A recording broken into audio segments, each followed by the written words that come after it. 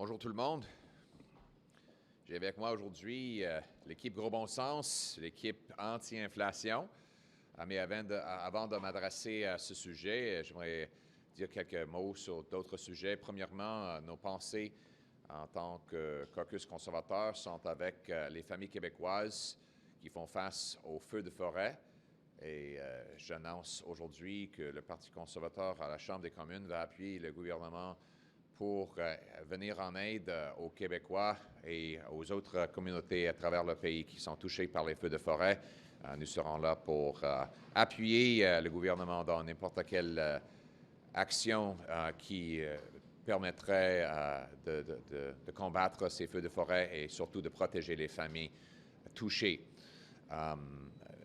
Deuxièmement, j'aimerais dire que je déplore totalement le déplacement de Paul Bernardo dans une prison moyenne.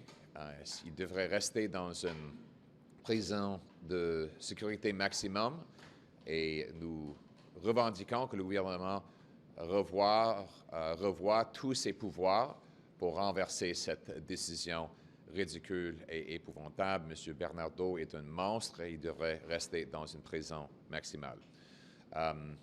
Mais aujourd'hui, on est ici afin de parler du budget inflationniste de Justin Trudeau. Il y a 6 mois, le gouvernement a dit pouvoir équilibrer le budget dans 5 ans.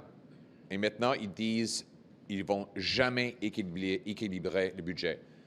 Le gouvernement a annoncé un autre 60 milliards de dollars de dépenses et déficits inflationnistes. C'est sûr que ça va augmenter le coût de la vie de tout le monde. Même Mme Freeland a dit que les déficits mettent de gaz sur les feux inflationnistes. Des anciens ministres des Finances libéraux comme John Manley ont dit pareil, exactement la même chose, que les déficits ajoutent à l'inflation et ça augmente les taux d'intérêt.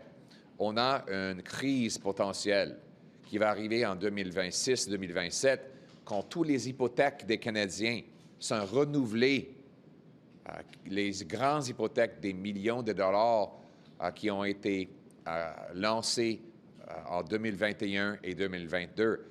Ces familles-là vont peut-être faire face aux augmentations dans les taux d'intérêt de 2, 3, 4, 5 %, ce qui va causer des faillites massives et un grand risque à notre système financier. Seule chose qu'on peut faire en tant que gouvernement, c'est d'éliminer les déficits pour réduire l'inflation pour que la Banque du Canada n'ait plus besoin d'augmenter les taux d'intérêt et que les taux puissent être réduits.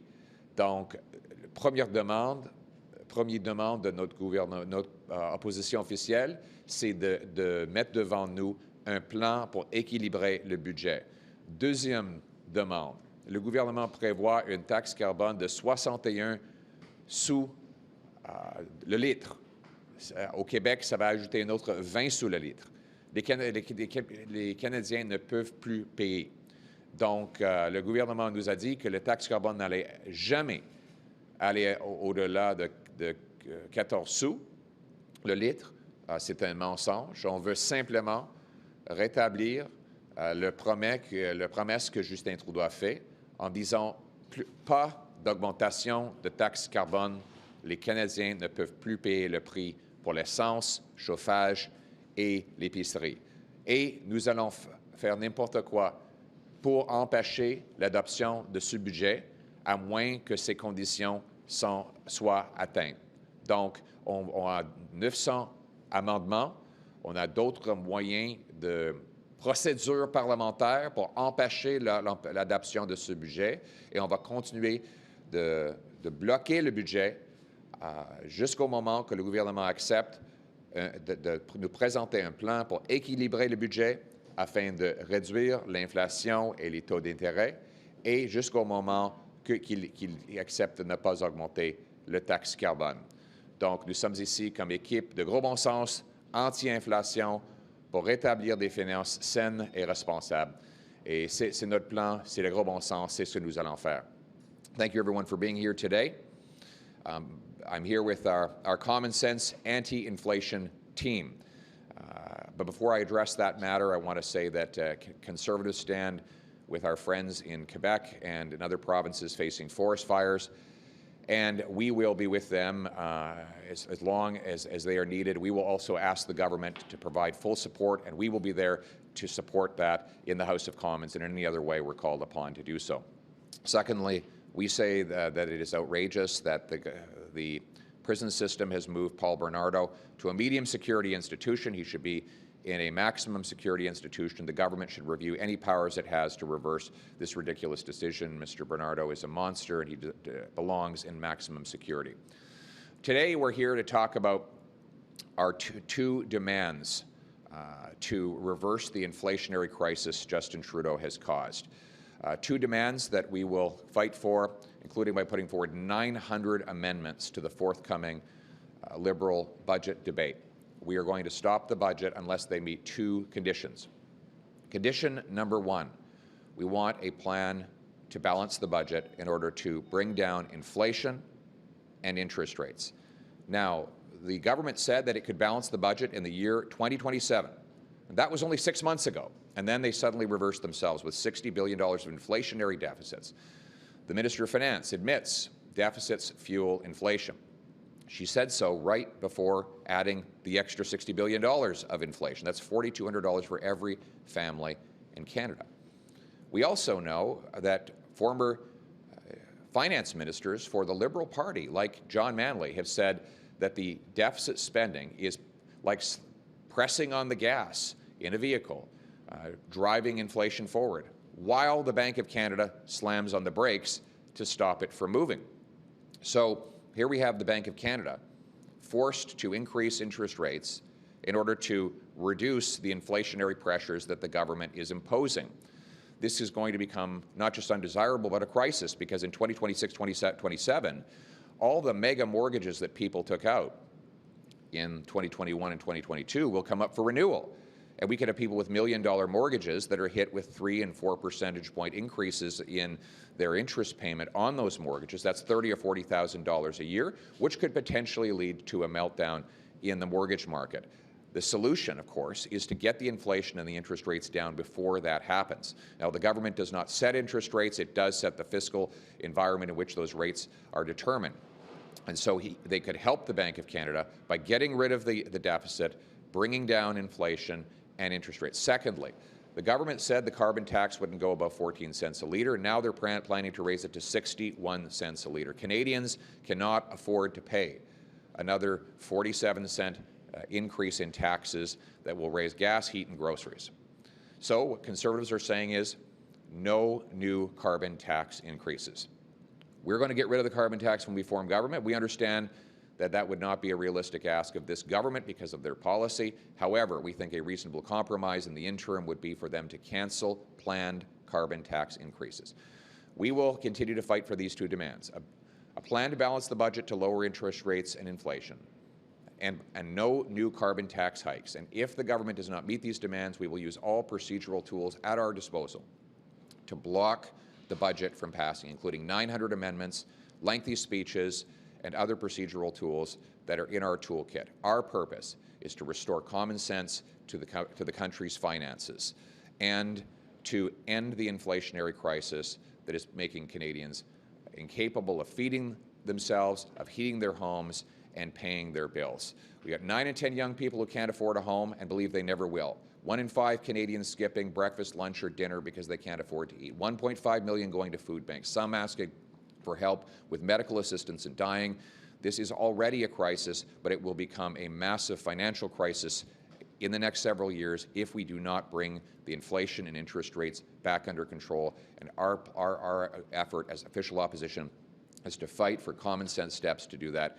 And that's what we are announcing today. This is the team that will do it, my friends. This is our economic team that includes our shadow ministers of finance, Treasury Board, and my deputy leaders who are fighting this battle on behalf of cash-strapped Canadians who are working harder than ever for less and less. Our purpose is to bring home lower prices, bring home powerful paychecks, bring home as people can afford, bring home safety, bring home freedom. It's the common sense of the common people united for our common home, Canada. Thank you.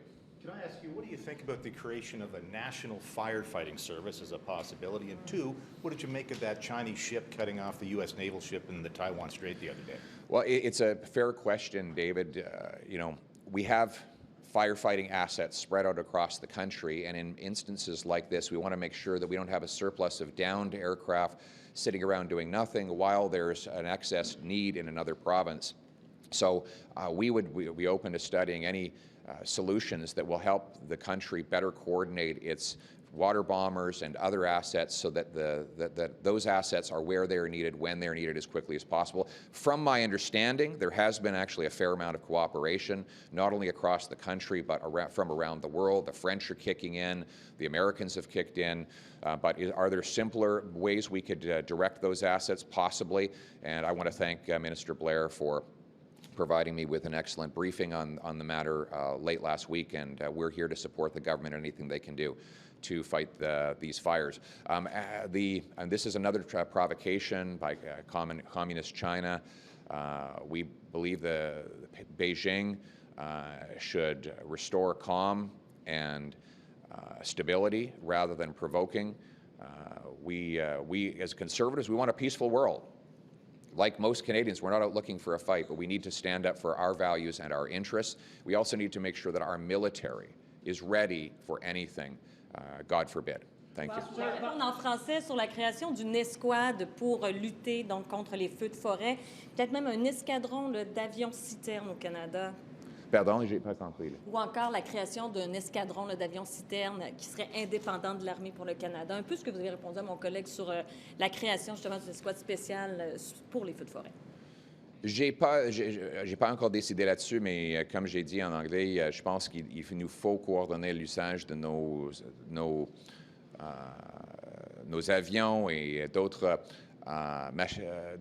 machines afin de protéger les Canadiens en cas d'urgence comme ça. Il ne faut jamais avoir des avions qui ne sont pas utilisés parce que ça appartient à une province lorsqu'une autre province en a besoin. Donc, nous sommes là pour travailler avec le gouvernement afin non seulement de réagir à la crise actuelle, mais aussi de peut-être faire des réformes qui nous permettraient de répondre de façon plus efficace pour les crises à venir. Oui. Last week you had an exchange with the Prime Minister in the House of Commons where you referenced his departure from a private school he used to teach at. As you may know, there was lots of rumors about his exit, including what seems to be a completely defamatory story that has no credibility. Why did you raise that in the House of Commons? Well, it is just a fact, and this Prime Minister has a track record of not completing what he starts and bragging about what he hasn't done.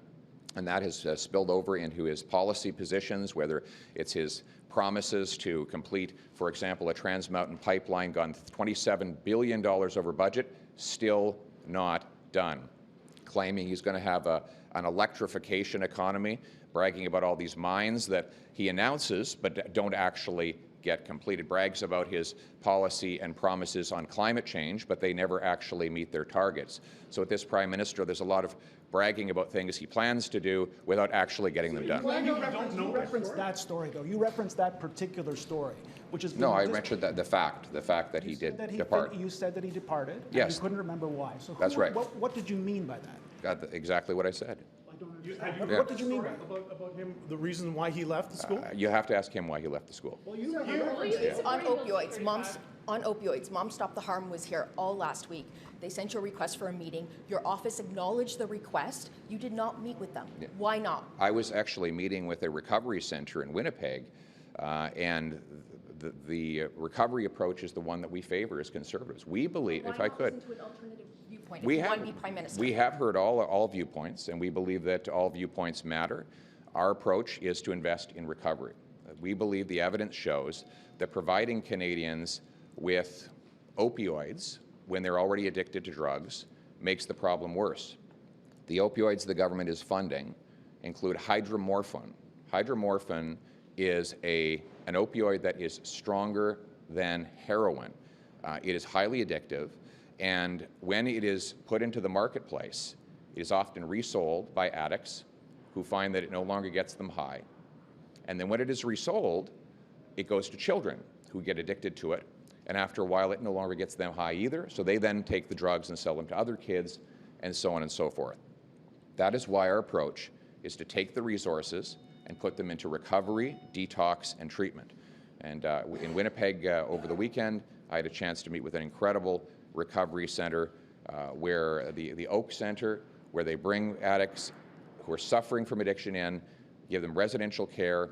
Their plan is to build on-site accommodations for those addicts when they graduate from the program so they can stay nearby and be launched into a drug-free life. That is our common sense approach. We think it's the right way, and we'll keep working towards it. You could simply vote against the budget rather than all these delay tactics. Why take this measure, especially when we have so little House time left before the summer recess? We think it's a crisis. We think that what is going to happen if we do not get inflation and interest rates under control now, that in 2025, 2026, and 2027, when this massive bubble of mortgages comes up for renewal, they're going to be hit with higher interest rates, and we're going to have massive bankruptcies. The taxpayer will be on the hook through CMHC, and it could cause massive financial and economic instability. The time to avoid that is running out, and that's why today the government needs to introduce a plan and a timeline to balance the budget to lower interest rates and inflation. And they need to cancel the carbon tax increases. Last question. C-35, I know the Conservatives sent it to committee. We're going to look to see what's going on with the child care program, but do Conservatives support that? Will you support it in the I'll be House? studying the final wording of the legislation when it comes out of committee. We want to make sure that it is as flexible as possible to maximize the number of child care spaces and child care options that actually get delivered. And we're going to look at the final wording of the legislation accordingly. Navigator? David Johnston is hired navigator. What do you think about that? All right, this will have to be the last question, but I think it's another example of how this process is flawed and makes no sense. We shouldn't have to hire a rapporteur who is a cottage neighbor, a family friend, ski buddy, and member of the Trudeau Foundation, and then have him try to reverse the reputational damage that obvious conflict has caused by paying expensive consultants to do damage control. So we think we could skip all this, save all this money by going straight to a public inquiry, and that's what Conservatives asked for. It's what I will deliver when I'm Prime Minister. Thank you very much.